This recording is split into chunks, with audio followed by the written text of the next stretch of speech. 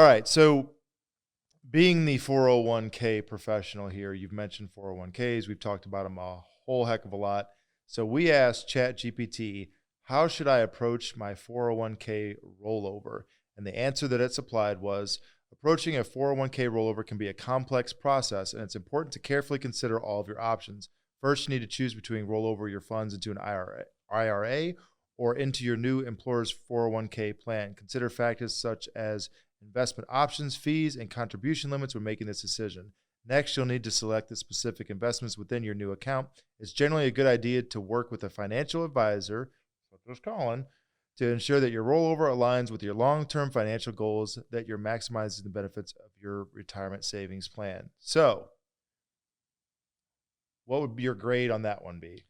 At first blush, again, we've been using numbers or letters. I'll give it an 8. Okay. I do like the fact that it provides some considerations. So it's the same things that we talk about. Investment options, fees are very important. What I don't like, and we're incorrect, unfortunately, chat, why you get a deduction of at least 2 points. Maybe I'll curve you down even lower if I have to. Contribution limits. So contribution limits are the same for 401k. The only reason you have a different dollar amount for contributions would be your age.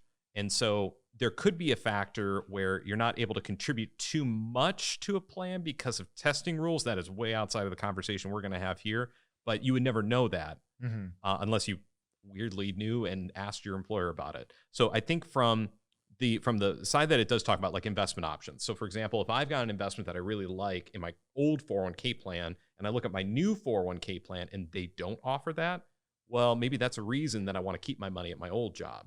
It might not make sense. And of course, vice versa, it might entice you to move away.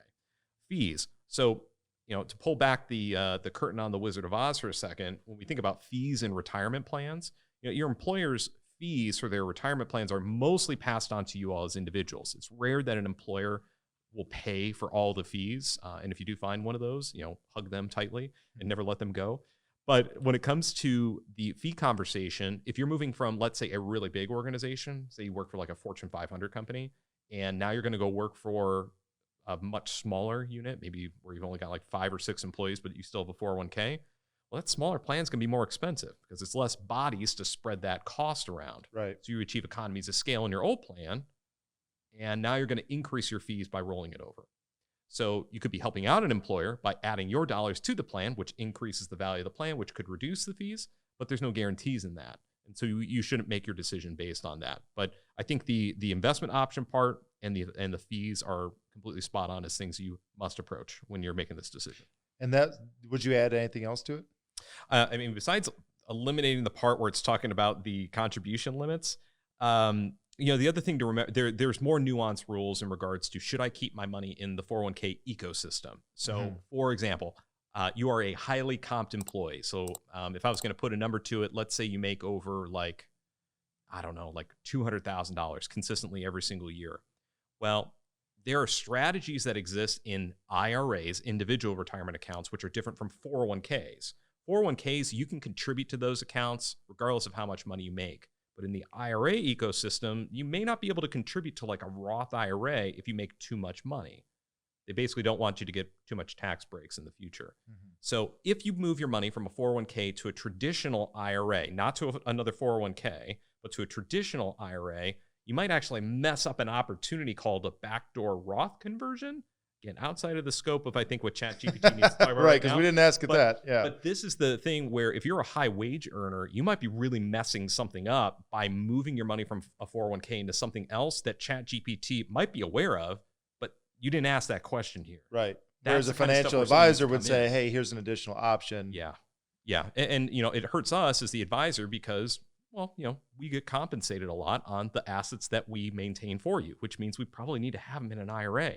But if you're working with a fiduciary advisor who knows their stuff, they're going to say, let's at least have this conversation, because we might be jeopardizing something that could be a pretty unique opportunity for you for the sake of me gaining your money and you paying me a fee because I maintain it. So based on your response, you would not trust ChatGPT to approach your 401k rollover because it's not giving you enough options. So we're going to call that what? I'll call it B minus? I'm going to go way further. I'm going to go all the way down to like a 5 in this case. Okay, so we're saying like Yeah, C minus D. Yeah, I mean, you're a C average here because you provide some of the information. There's some parts that are wrong. There's way more explanation that's needed here besides this first paragraph. Okay, so on the subject of retirement, the next question that we ask ChatGPT is, I want to retire in 10 years. How do I know if I have enough money? Which might be something that, when people are coming to you, they're saying, hey, this is when I want to retire. This is what I've got. Mm-hmm. Am I in a good spot for this or not? I think that, based upon my limited experience with financial advisors, most people think they don't have. Do you need one, by the way? I mean, we'll get to that. I'm sure that people watching this might need one based upon how inaccurate some of these things have been based upon its responses.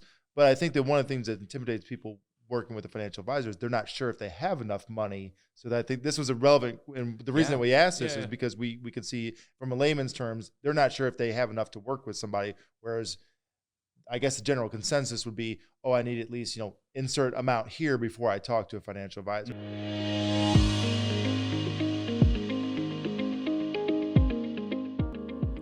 The opinions expressed in this program are for general informational purposes only and are not intended to provide specific advice or recommendations for any individual or on any specific security. It is only intended to provide education about the financial industry. To determine which investments may be appropriate for you, consult your financial advisor prior to investing. As always, please remember, investing involves risk and possible loss of principal capital. Please seek advice from a licensed professional. Correct Capital Wealth Management is a registered investment advisor. Advisory services are only offered to clients or prospective clients where Correct Capital Wealth Management and its representatives are properly licensed or exempt from licensure. No advice may be rendered by Correct Capital Wealth Management unless a client service agreement is in place.